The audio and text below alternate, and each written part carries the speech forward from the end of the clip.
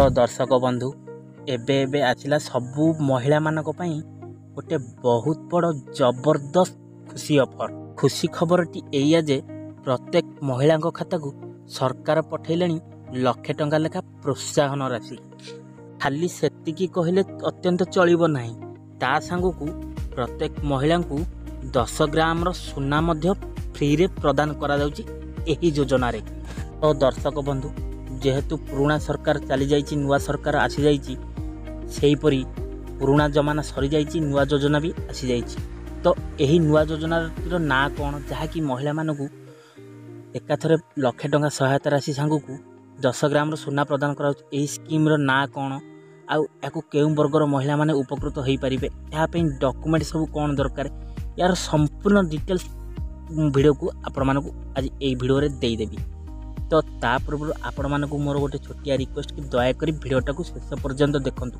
आउ जदि प्रथम थर पई एबे ही वीडियो को देखुछंती ताहले वीडियो को गोटे लाइक कर दियंतु। आउ ता संगे संगे मनवाना मनी राइड चैनल को एबे ही सब्सक्राइब करी पाखरे आस्था घंटी बटन को ऑल रे दबाई दियंतु। तो आ देरी करबानी चलन तबे आरंभ दा सो ले स्टार्ट। हेलो फ्रेंड्स, नमस्कार, जय जगन्नाथ।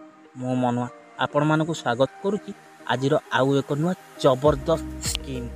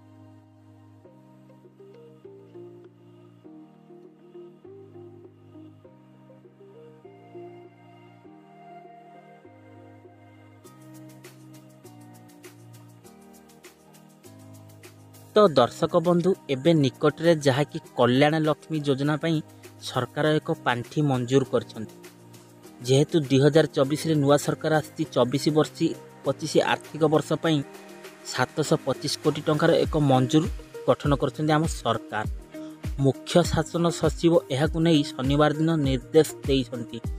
एही योजना रे शामिल हेबाकु थिबा अनेक हिताधिकारी को एही निश्चिंत भाव रे योजना लाभदायक बोली आशा रखिछंती। विधानसभा निर्वाचन पूर्व कल्याण लक्ष्मी योजना रे प्रदान करा जाउथवा आर्थिक सहायता व्यतीत जहाँकि सुना मध्य प्रदान करा जिबा नै घोषणा करिसंती सरकार।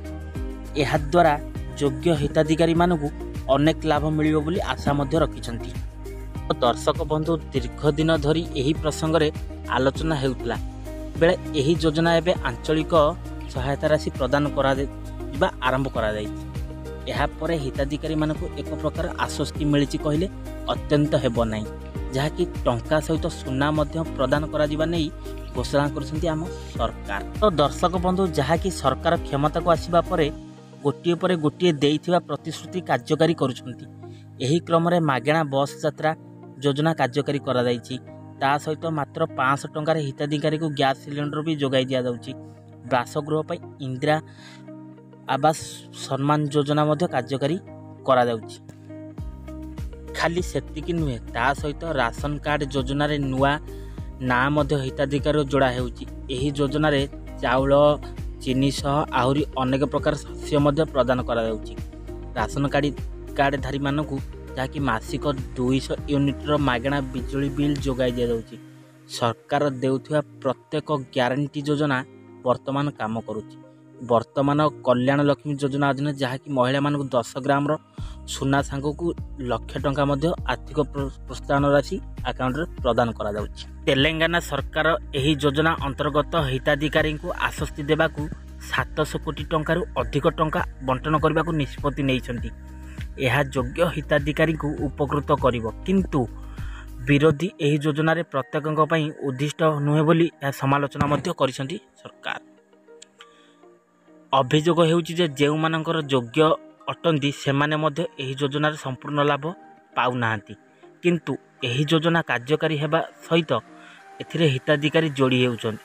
ସରକାର ସୂଚନା ଦେଇଛନ୍ତି ଯେ ଯେଉଁମାନେ ଏହି ଯୋଜନାର ସୁବିଧା ପାଇନାହାନ୍ତି ସେମାନେ ମଧ୍ୟ ଯୋଗ୍ୟ ହୋଇଥିଲେ ପୁନର୍ବାର ଆବେଦନ କରିପାରିବେ ଆଉ ଏହି 1,00,000 ଟଙ୍କା ସାଙ୍ଗକୁ 10 ଗ୍ରାମ ସୁନା ନେବାର ସ୍କିମ୍ର ଫାଇଦା ମଧ୍ୟ ଉଠାଇ ପାରିବେ ଜନସାଧାରଣ। ଦର୍ଶକ ବନ୍ଧୁ, ଆଜିର ଏହି ମହାଲକ୍ଷ୍ମୀ ଯୋଜନାର ଛୋଟ ଭିଡ଼ିଓ ଅପଡ଼େଟ୍ଟି ଆପଣମାନଙ୍କୁ କେମିତି ଲାଗିଲା କମେଣ୍ଟରେ ମତାମତ ଦେବେ। ଆଉ ଯଦି ଆପଣ ଆଗରୁ ଆପ୍ଲାଏ କରୁଛନ୍ତି ତାହେଲେ ୟେସ୍ ଲେଖିବେ, ଯଦି ନ ଆପ୍ଲାଏ କରୁଛନ୍ତି ତାହେଲେ ନୋ ଲେଖିବେ। ତା ସାଙ୍ଗକୁ ଯଦି ଭିଡ଼ିଓଟି ଭଲ ଲାଗିଛି ତାହେଲେ ଭିଡ଼ିଓଟିକୁ ବହୁତ ମାତ୍ରାରେ ସେୟାର କରନ୍ତୁ, ଯାହାକି ସମସ୍ତଙ୍କ ଘରେ ଥିବା ମହିଳାମାନେ ଏହି ଯୋଜନାରେ ଲାଭ ନେଇପାରିବେ। ଆଉ ଭିଡ଼ିଓଟି ଭଲ ଲାଗିଲେ ଏବେ ହିଁ ଭିଡ଼ିଓ ଗୋଟେ ଲାଇକ୍ କରିଦିଅନ୍ତୁ। ତା ସଙ୍ଗେ ସଙ୍ଗେ ମନୁଆ ନନା ମନି ରାଇଡ଼ି ଚ୍ୟାନେଲକୁ ଏବେ ହିଁ ସବସ୍କ୍ରାଇବ୍ କରି ପାଖରେ ଆସୁଥିବା ଘଣ୍ଟି ବଟନକୁ ଅଲ୍ରେ ଦବାଇ ନିଅନ୍ତୁ। ଆଜି ପାଇଁ ଦର୍ଶକ ବନ୍ଧୁ ଭିଡ଼ିଓଟାକୁ ମୁଁ ଏଇଠି ରଖୁଛି। ପୁଣି ଦେଖା ହେବା ନେକ୍ସଟ ଏକ ଏପିସୋଡ଼ରେ। ସେ ପର୍ଯ୍ୟନ୍ତ ବିଦାୟ ଦିଅନ୍ତୁ। ରହୁଛି, ନମସ୍କାର, ଟେକ୍ କେୟାର, ବାଏ ବାଏ, ଜୟ ଜଗନ୍ନାଥ।